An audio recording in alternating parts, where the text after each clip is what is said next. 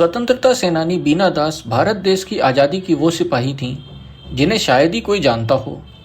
हमारे देश की राजनीति ने ऐसे आज़ादी के सिपाहियों को हमेशा के लिए भुला दिया है। इसलिए वक्त आ गया है कि जब हम उन्हें याद करें और अपनी स्मृति में स्थान दें। बीना दास का जन्म 24 अगस्त 1911 को बेनी माधव दास और सरला देवी के यहाँ हुआ था। उनके पिता एक टीचर थे और माँ समाज सेवा करती थीं। बीना दास के पिता चटगांव के रहने वाले थे और उन्हें सुभाष चंद्र बोस का मेंटर भी कहा जाता है। बीना दास की एक बड़ी बहन कल्याणी दास भी थीं। वो भी एक स्वतंत्रता सेनानी थीं।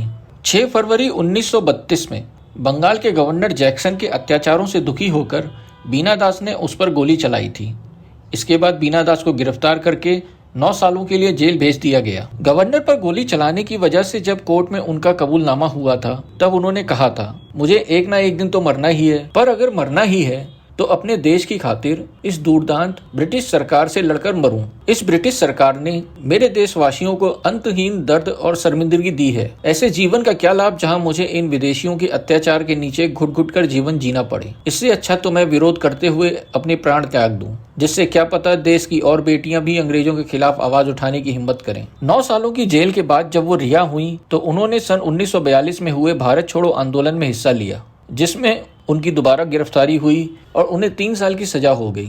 सन 1945 में बाहर आकर उन्होंने दोबारा आज़ादी की क्रांति में भाग लिया। उसके बाद उन्होंने सन 1947 में स्वतंत्रता सेनानी जतीश भौमिक से शादी कर ली। अपने पति की मृत्यु के बाद वे कलकत्ता छोड़कर जमाने की नज़रों से दूर ऋषिकेश के एक छोटे से आश्रम में जाकर रहने लगीं और अपना गुजारा करने के लिए वहाँ के बच्चों को ट्यूशन पढ़ाती थीं और एक प्राइवेट स्कूल में 25 रुपये महीने की नौकरी करती थीं।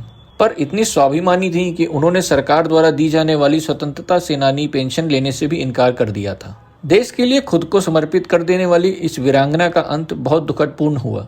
कहा जाता है कि ऋषिकेश में ही शायद वो किसी बस स्टैंड के पास मरी हुई अवस्था में कई दिनों बाद पाई गईं और उनके शव को पहचानने में भी कई महीनों लग गए थे। हम उन्हें इसलिए याद कर रहे हैं कि आज़ादी के इस अमृत महोत्सव में उनके जैसे सैकड़ों क्रांतिकारी और आज़ादी के स्वतंत्रता सेनानी, जिन्हें हम अपनी किताबों में अपनी बातों में भुला चुके हैं, उन्हें याद रख सकें। इसी तरह की और कहानियों के लिए हमारे चैनल अरिका टीवी से आप जुड़िए, हमारे चैनल को सब्सक्राइब करिए और इस वीडियो को लाइक और शेयर जरूर करिए ताकि ये कहानी और लोगों तक पहुँचे। Thank you.